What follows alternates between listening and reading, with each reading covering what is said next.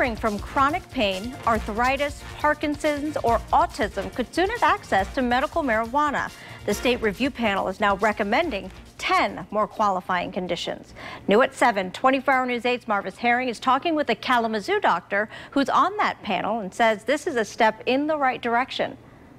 Medical marijuana breaks barriers for people living with autism, according to Dr. David Crocker, and he says he's optimistic that their recommendation to add it to the list will be approved. The reality is they've shut themselves down because they're overwhelmed. But Dr. Crocker of Michigan Holistic Health tells me medical marijuana helps people with autism better navigate times of sensory overload. He's prescribed marijuana to some people suffering from qualifying conditions who also are autistic.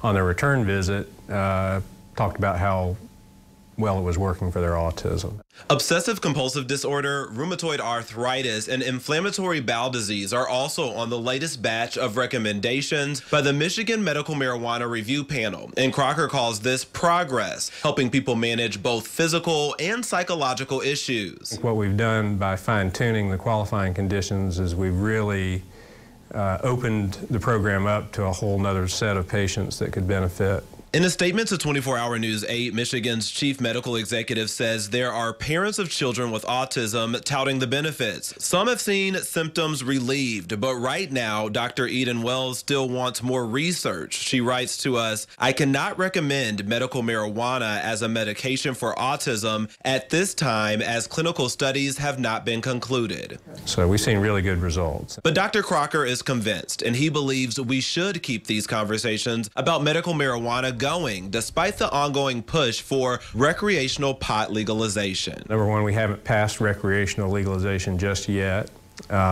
Recreational legalization does not help minor patients in any way. They still are going to need a medical program to get involved. Right now, these additional conditions are just recommendations, but the director has to make a decision by July 10th.